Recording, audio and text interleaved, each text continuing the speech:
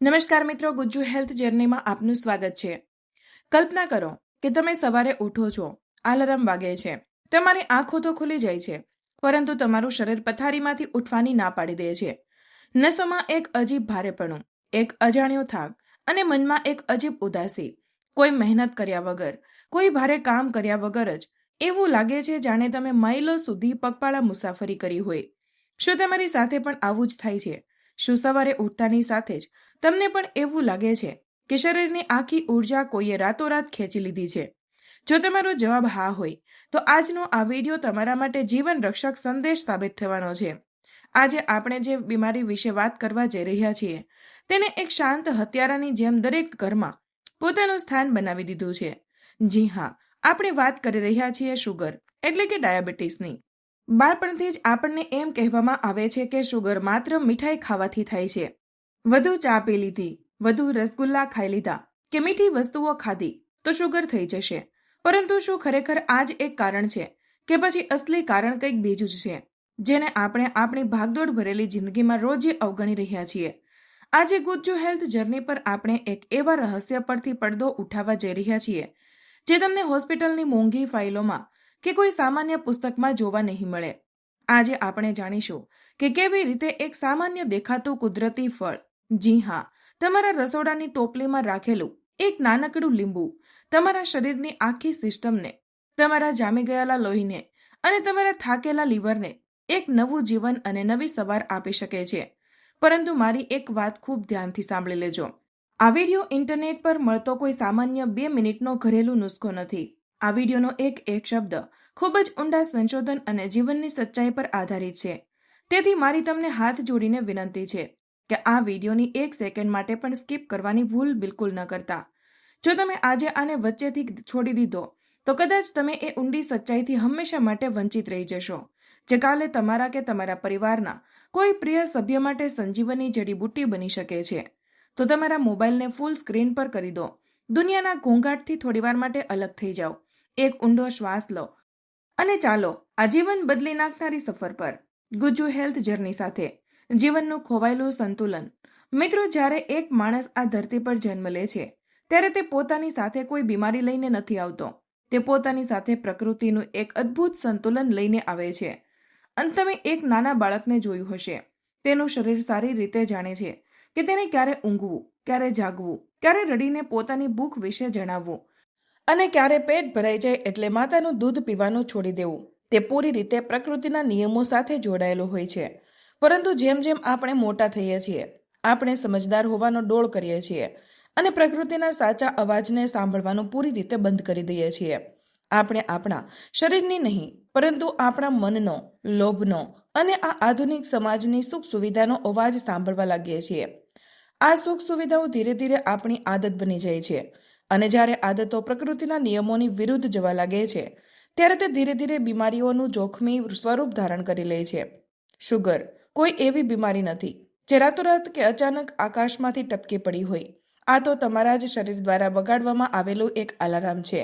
આ એ ચીસો પાડીને આપેલી ચેતવણીનું પરિણામ છે જેને તમે વર્ષો સુધી તમારી વ્યસ્તતાના કારણે સાંભળી નથી. આજનો આધુનિક માણસ જમતા પહેલા એ બિલકુલ વિચારતો નથી કે તેના શરીરને કયા પોષણની જરૂર છે, પરંતુ તે એ વિચારે છે કે તેને જીભને કયો સ્વાદ જોઈએ છે.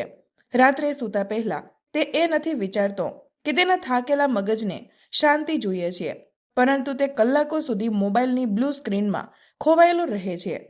આપણે જિંદગીને શાંતિથી જીવવા કરતાં પૈસા કમાવા અને એક અંધધેરી દોડમાં ભાગવામાં ગૂંચવાઈ ગયા છીએ. આ ભયાનક દોડમાં આપણું આ નિર્દોષ શરીર માત્ર આપણી પાછળ ખસેડાઈ રહ્યું છે અને જ્યારે આ શરીર પૂરી રીતે તૂટી જાય છે ત્યારે તે સુગરના રૂપમાં આપણી સામે આવી ઊભું રહી જાય છે.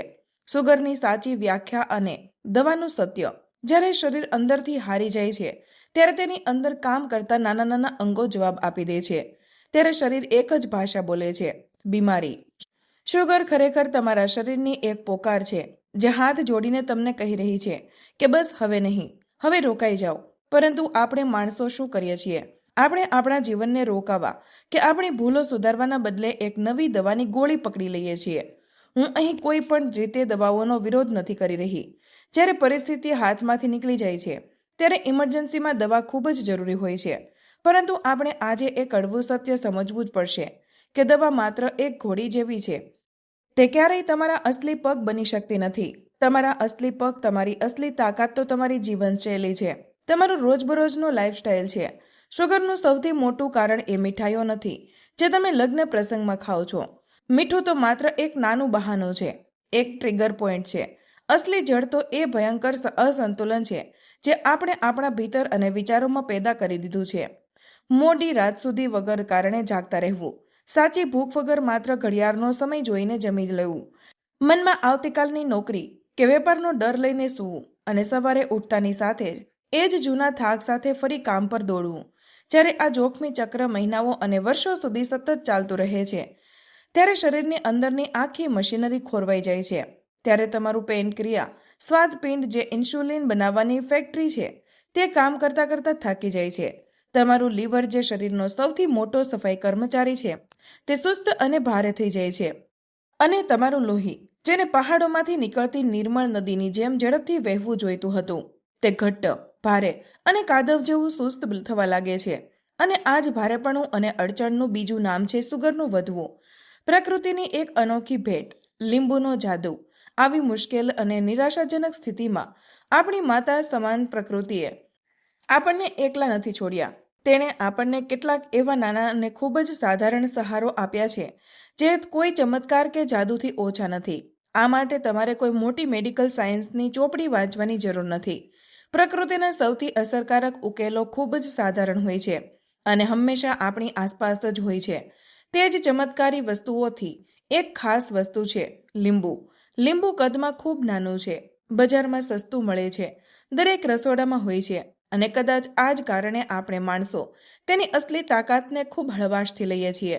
આપણી એક અજીબ માનસિકતા બની ગઈ છે કે જે વસ્તુ ખૂબ મોંઘી હશે અને જેના પર મોટું લેબલ લાગેલું હશે, બસ એ જ આપણા પર અસર કરશે. પરંતુ સચ્ચાઈ તેનાથી બિલકુલ વિપરીત છે. જે વસ્તુ જેટલી સહજ, જેટલી સરળ અને જેટલી પ્રાકૃતિક હોય છે, તેની સીધી અસર આપણા આત્મા અને શરીરના ઊંડાણ સુધી થાય છે. લીંબુનું કામ તમારા શરીરમાં જઈને કોઈ ભયાનક યુદ્ધ લડવાનું કે અંગોને હચમચાવવાનું નથી.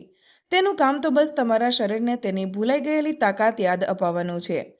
જ્યારે તમે સવારે ખાલી પેટે હળવા નવશેકા પાણીમાં તાજા લીંબુના થોડા ટીપા નાખીને પીઓ છો, ત્યારે તે સીધું જઈને કોઈ એક અંગ પર હુમલો નથી કરતું.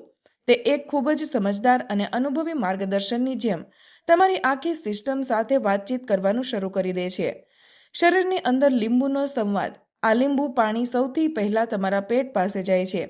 તે ત્યાં જઈને પાચનની સૂતેલી અગ્નિને ધીમેથી જગાડે છે અને કહે છે કે જાગો, રાતભર તે કચરો જમા થયો છે, તેને સાફ કરો, પોતાનું કામ બરાબર કરો, શરીર પર બોજ ન બનો. તે તમારું જઠરાગ્નિને એક સાચું શિસ્ત શીખવાડે છે. પછી આ પાણી વહેતું વહેતું તમારા લીવર પાસે જાય છે. યાદ રાખો, લીવર શરીરનું એ શાંત મજૂર છે જે ક્યારેય રજા નથી માંગતો. તે ચૂપચાપ તમારા લોહીને સાફ કરે છે, તમારી ચરબી પચાવે છે. પરંતુ જ્યારે તે કામ કરતાં કરતાં થાકી જાય છે, ત્યારે શુગર બેફામ થઈ જાય છે. લીંબુ એ લીવર પાસે જઈને એક મિત્રની જેમ કહે છે કે તું ખૂબ થાકી ગયો છે, ચાલ હું તને થોડું હળવું કરી દઉં. પોતાની સફાઈની પ્રક્રિયા શરૂ કર. લીંબુ લીવરના કોષો પર જમેલી ચરબી કાપવાનું કામ કરે છે. અને પછી સૌથી મહત્વની વાત, આ લીંબુ તમારા લોહી સાથે વાત કરે છે. લોહી શરીરનું માત્ર લાલ રંગનું પાણી નથી, તે આપણી ભીતર વહેતો જીવનનો પવિત્ર પ્રવાહ છે. જ્યારે તમારી જિંદગી તણાવથી ભરેલી હોય છે, ત્યારે તમારું લોહી પણ ઘટ્ટ અને તણાવગ્રસ્ત થઈ જાય છે. તેમાં ભારેપણું આવી જાય છે અને આ જ ઘટ્ટપણામાં શુગરના કણો ચોંટવા લાગે છે. બિલકુલ એવી જ રીતે જે રીતે કોઈ અટકેલી નદીના કિનારે લીલ અને ગંદકી જામી જાય છે. લીંબુ એ લોહીને કોઈ નુકસાન નથી પહોંચાડતું, પરંતુ તેને એક સાફ અને પહોળો રસ્તો આપે છે. લીંબુ લોહીને યાદ અપાવે છે કે વહેવું એ જ જીવન છે. જ્યાં ઝડપી અને શુદ્ધ વહેણ હોય છે, ત્યાં કોઈ અડચણ, કોઈ બીમારી કે કોઈ શુગર ક્યારેય ટકી શકતી નથી. મન અને શરીરનો ઊંડો સંબંધ, અસલી બીમારી. હવે હું તમને એ વાત કહેવા જઈ રહી છું જે કદાચ કોઈ ડોક્ટર તમને તેમની ક્લિનિકમાં નહીં કહે. અસલી શુગર તમારા લોહીમાં કે પેનક્રિયામાં નથી, પરંતુ તમારા મગજમાં પેદા થાય છે.